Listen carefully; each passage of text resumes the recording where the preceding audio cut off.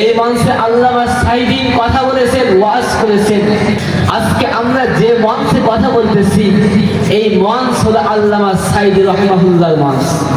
আমরা সকলে দোয়া করি আল্লাহ পাক রব্বুল আলামিন আল্লামা দেলোয়ার হোসেন সাঈদী রাহিমাহুল্লাহকে জান্নাতবাসী করে বলে আল্লাহুম্মা আমিন।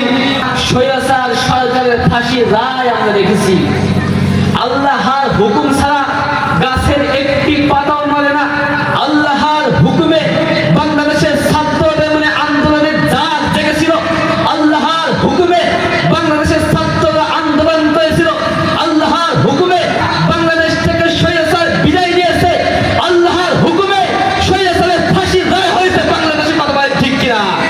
বাংলাদেশের তাওহীদি বিলরা, ছাত্র বিলরা, ছাত্র যুবকরা এই বাংলাদেশকে নতুন করে আমাদের মাঝে স্বাধীন করে দিয়েছে। কথা বলে ঠিক কিনা? আমরা দেখছি এই ছাত্র আন্দোলনে রক্ত ঝরিয়েছে আপনার আমার ভাই মুগ্ধ, আপনার আমার ভাই আবু সাঈদ, আপনার আমার ছেলে, আপনার আমার সন্তান, আপনার আমার মতো যুবক ভাইরা একত্র হয়ে দল বল নির্বিশেষে আন্দোলনে ঝাঁপিয়ে পড়ে বাংলাদেশ থেকে স্বৈরাচার সরকারকে বিদায় করে বাংলাদেশকে নতুন করে স্বাধীনতা উপহার দিয়েছে। কথা বলে ঠিক কিনা? আজকে সেই স্বাধীনভাবে বাঁচতে পেরে আরো একবার শুকরিয়া আদায় করি, বলে আলহামদুলিল্লাহ। আজকে দেখেন এই স্বাধীনতা সুন্দর মুহূর্ত আর কিন্তু ফিরে পাওয়া যাবে না। সুতরাং এই সুন্দর মুহূর্তকে আঁকড়ে ধরে সুন্দর সমাজ গঠন করতে হবে।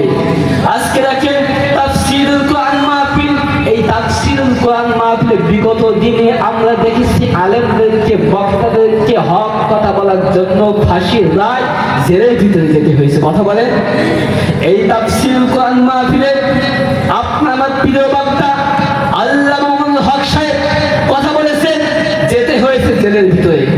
এই তাফসীরুল কোরআন মাহফিলে হক কথা বলেছেন আপনার আমার প্রিয় বক্তা মুফতি আমির হামজা, হক কথা বলার কারণে মুফতি আমির হামজা সাহেবকে জেলের ভিতরে যেতে হয়েছে। কথা বলেন, কথা বলেন। আজকে পবিত্র তাফসীরুল কোরআন মাহফিলে হক কথা বলার কারণে, কোরআনের কথা বলার কারণে সকালে দোয়া করি কোরআনের পাখি আল্লামা দেলোয়ার হোসেন সাঈদী সাহেবকে জেলের ভিতরে রেখে শহীদ করা হয়েছে। কথা বলেন ঠিক কিনা? কিন্তু আজকে সেই তাফসীরুল কোরআন মাহফিলের বাগান তিনি সাজিয়েছেন সেই আল্লামা দেলোয়ার হোসেন সাঈদী সাহেব।